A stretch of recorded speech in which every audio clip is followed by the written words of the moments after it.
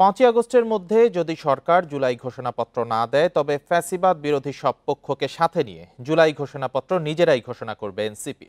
আর জুলাই সনদ বাস্তবায়নে আইনি ভিত্তি দেওয়ার দাবি জামায়াত, এনসিপি সহ বেশ কয়েকটি রাজনৈতিক দলের।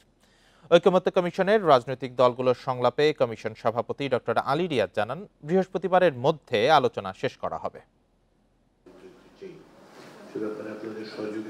বুধবার দুপুরের পর ফরেন সার্ভিস একাডেমিতে রাজনৈতিক দলগুলোর সঙ্গে আলোচনা শুরু হয়। এদিন সংসদে নারী প্রতিনিধিত্ব, রাষ্ট্রপতির ক্ষমতা ও নির্বাচন প্রক্রিয়া সহ অমীমাংসিত 7টি বিষয়ে সংলাপ হয়। সংসদে নারী আসন বৃদ্ধিতে একমত সবাই, তবে নির্বাচন প্রক্রিয়া নিয়ে আছে ভিন্ন মত। সভার বিপরীতে জুলাই ঘোষণাপত্র প্রকাশের আলটিমেটাম দেয় এনসিপি। এছাড়া জুলাই সনদ বাস্তবায়নে 2 বছর সময় দেওয়ার বিরোধিতা করেন নেতারা। এতগুলো রাজনৈতিক দলের ঐক্যমতের মধ্য দিয়ে আমরা একটা সিদ্ধান্তে পৌঁছাতে পারছি। সেই সিদ্ধান্তকে পরবর্তী কোনো সরকার বা পরবর্তী কোনো অথরিটি এসে বাস্তবায়ন করবে, এই অনিশ্চয়তার মধ্যে রাখার মধ্যে একটা ফাঁকা জায়গা রয়েছে।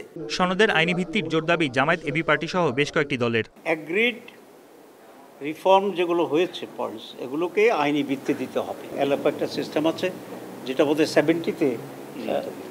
70 নির্বাচনের আগে এটাকে এক্সারসাইজ করা হয়েছে, এটা ফলো করা হয়েছে।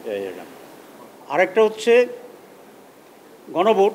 সনদ বাস্তবায়নে নির্বাচিত সংসদেই ভরসা বিএনপির, বলছে জনগণকে ধোঁকা দেওয়ার সাহস কেউ করবে না। সেই রিস্ক কি কোনো দল নেবে? আমার তো মনে হয় না এর চাইতে বড় বেশি কোনো কনসেনসাস হতে পারে, এর চাইতে বড় বেশি কোনো মেমো অফ আন্ডারস্ট্যান্ডিং হতে পারে, এর চাইতে বড় কোনো সোশ্যাল এগ্রিমেন্ট হতে পারে। এটা কন্ট্রাক্ট অনেকটা সোশ্যাল। তা আমি মনে করি সেটা বাস্তবায়নের জন্য একমাত্র জায়গা হবে জাতীয় সংসদ। কমিশনের সহসভাপতি জানান, নারী আসন ক্রমান্বয়ে 61 করার বিষয়ে একমত সব দল। বৃহস্পতিবারের মধ্যে আলোচনা শেষ করার আশা তার। আশা করি আগামীকাল যে কোনো এক সময় এই পর্যায়ের আলোচনা, অর্থাৎ জুলাই সনদে অন্তর্ভুক্ত বিষয়ে ঐকমত্যের জায়গাগুলোকে আমরা সম্পন্ন করতে পারব। এখন পর্যন্ত নারী আসন বিষয়ক সিদ্ধান্ত সহ 14টি বিষয়ে আমরা ঐকমত্যের জায়গায় এসেছি। রাষ্ট্রপতির ক্ষমতা, নিয়োগ ও সংসদের উচ্চকক্ষ নিয়ে বৃহস্পতিবার আলোচনা হবে। আমরা আগামীকাল সেই বিষয়ে সিদ্ধান্ত দেব। বন ইবনে কামাল, ইন্ডিপেন্ডেন্ট নিউজ, ঢাকা।